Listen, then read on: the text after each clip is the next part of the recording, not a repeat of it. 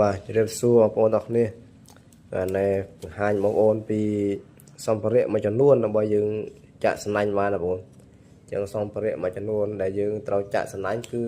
ទំបុរក្នុងការចាក់សំណាញ់គឺទី1គឺនេះបងប្អូនឈ្នុននេះគេហៅថាឈ្នុនអានេះសម្រាប់យើងដាក់អំបោះបងប្អូនតែយើងដាក់អំបោះបើសិនជាយើងមាន2ល្អបងប្អូនបើយើងមាន2ល្អព្រោះយើងដាក់ម្ខាងមួយបងប្អូនមុខតំណវាម្ខាងមួយហើយបន្ទាប់មកទៀតគឺដាមបងប្អូននេះដាមនេះយើងអាចធ្វើមកពីរស័យក៏បានយើងធ្វើមកពីដែកក៏បានបងប្អូនធ្វើមកពីកាវក៏បានដែរបងប្អូននេះអាស្រ័យលើការចង់បានរបស់យើងរបស់ខ្ញុំគឺទូទៅគឺខ្ញុំប្រើរស័យសុទ្ធបងប្អូនរបស់ខ្ញុំចឹងបាន2ហើយបានចឹងបន្តមកទៀតគឺយើងត្រូវមានអំបោះបងប្អូនអំបោះនេះគឺយើងអាចប្រើអំបោះ0ណាដែលយើងពេញចិត្តបងប្អូនអានេះអំបោះនេះគឺអំបោះ0 4បងប្អូន0 4នេះចាក់3ហ៊ុន4ហ៊ុន5ហ៊ុនបាទសម្រាប់0 4របស់ខ្ញុំអានោះត្រឡឹបរបស់ខ្ញុំបងប្អូន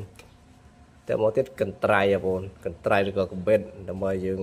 កាត់មុខតំណវាហើយមួយទៀតបងប្អូនមួយទៀតគឺនេះ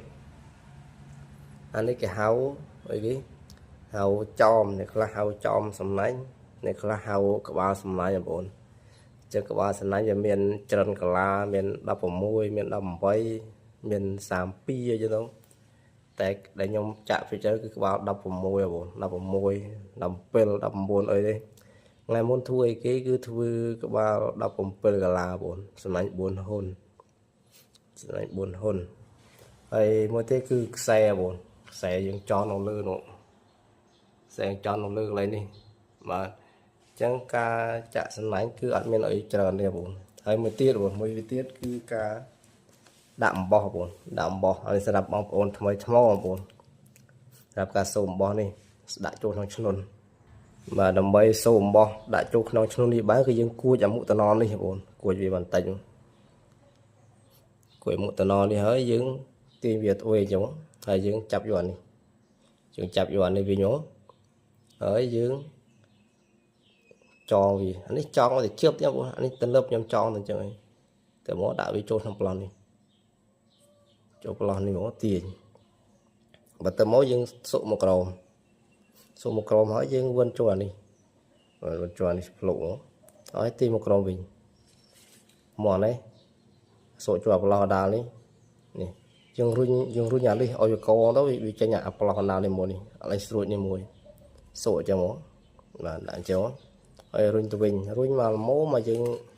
ដាក់ពេញមកយើងចង់បានហ្នឹងចង់បានប៉ុណ្ណាកុំឲ្យពេញពេកតែពេញពេកពិបាកចាក់វាទេបាក់ចាក់ស្នាញ់វាទេបាទអញ្ចឹងយើងសូចឹងមកសូរហូតដល់ពេញអានេះហ្មងអស់ហើយគឺយើងចាប់ដើមចាក់ស្នាញ់របស់យើងបងប្អូនអញ្ចឹងការចាក់ស្នាញ់ដំបូងគឺផ្ដើមពីអានេះផ្ដើមពីអាដំបូងទូចមួយនេះទេបងប្អូនអញ្ចឹងយើងស្រឡាញ់ប្រហែលហ៊ុនយើងចាក់ប៉ុណ្ណឹងហ៊ុនទៅស្រឡាញ់ក្បាលប្រហែលកន្លែងដាក់ក្បាលប៉ុណ្ណឹងដែរទៅបងអត់បញ្ហាទេហើយកន្លែងចងនេះបងកន្លែងចងយើងដើម្បីយើងទាកយើងគួរតែចងខ្សែបងចងខ្សែវាស្រួលជាងយើងចងខ្សែដាក់ជាមកហើយយើងចងអានេះជប់នឹងបកគោលឬជប់នឹងដើមឈើអីមួយទៅយើងចាក់យើងចាក់ពេលចាក់ទៅចាក់មកវាជុំអញ្ចឹងវាវិលតាមដែលយើងចាក់ណាបងវិលតាមដែលយើងចាក់វាអត់បញ្ហាទេតែដល់ឡែកបងប្អូនខ្លះគាត់យកឈើមកសូកក្នុងអានេះទៅដល់ពេលគាត់ចាក់ពេលវាជុំទៅវារមូយបងយើងសាច់វាអត់ស្មើទេវារមូយទេតែបើយើងដាក់ខ្សែនៅពេលយើងរមូខ្សែវារមូតាមគឺវាអត់បញ្ហាទេបងវាធម្មតាវាចាក់ស្មើបានល្អប្រើអំបោះរៀងធំបន្តិចដើម្បីវាជិបល្អព្រោះវាកន្លែងនេះគឺយើងត្រូវទាញដល់ពេលយើងសាសំណាញ់យើងទាញអានេះទៅអាកន្លែងនេះគឺវាប្រឈមនឹងការដាច់ការរហែកបងជាយើងគួរចាក់តាមអំបោះណាដែលធំដើម្បីវាជិបល្អពេលយើងទាញមិនចេះពេលយើងស្រាវមកយើងទាញមិនចេះជិបផកជិបអីទៅហើយមួយទៀតកន្លែងនេះកន្លែងចោមនេះយើងគួរតែប្រើអំបោះណាដែលមានពឺផ្សេងពីអាក្រមនេះហេតុអីដោយសារអាកន្លែងនេះគឺយើងត្រូវស្វែងរកវាដើម្បីយើងទាញវាចោមកន្លែងនេះអញ្ចឹងបើយើងដាក់ពឺដូចគ្នាវាពិបាករោចោមនឹងបើយើងដាក់ពឺផ្សេងគ្នាវាស្រួលរោចឹងហើយបើខ្ញុំដាក់ពឺផ្សេងអញ្ចឹងវាស្រួលរោទៅពេលយើងរោចោមបាទហើយសម្រាប់ឈ្នុនបងប្អូនខ្លះក៏សួរថាបើមានឈ្នុនតែមួយអញ្ចឹងចាក់ស្នាញ់បានអត់ ចឹងមានឈ្នួនតែមួយក៏ចាក់បានដែរបងតែនៅពេលយើងចាក់យើងត្រូវការមានអាខាងនេះខាងដើមចឹងនេះខាងចុងចឹងវាមាន2មានខ្សែ2ចឹងនៅពេលយើងចាក់ឈ្នួនមួយគឺយើងត្រូវការពលាអាខ្សែវែងនេះពលាតេទុវាវែងហ្មងពេលយើងចាក់ដល់ជុំយើងដល់មុខតំណនេះចឹងយើងថែមឧទាហរណ៍យើងចាក់4ក៏4ហ៊ុនវាថែមម្ដងប៉ុណ្នេះទៅយើងតនៅពេលយើងអស់ខ្សែនេះយើងតបាទយើងតទៀតតែបើយើងមានឈ្នួនវាល្អត្រង់ថានៅពេលយើងចាក់ដល់ជុំវាឡើងម្ដង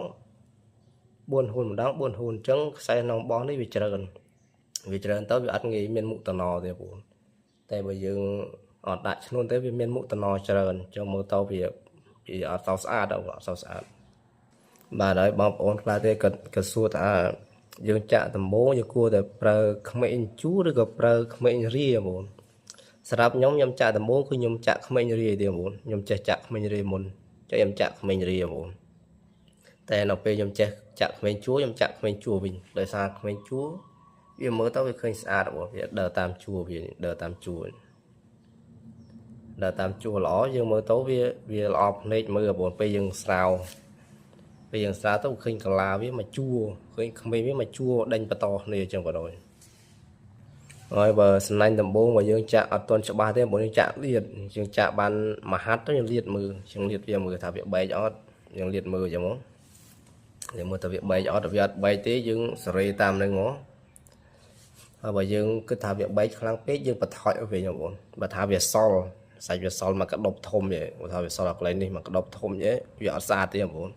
ធ្វើម៉េចឲ្យវាលាតមកពេញអញ្ចឹងបងអានឹងស្អាតនឹងបែកល្អ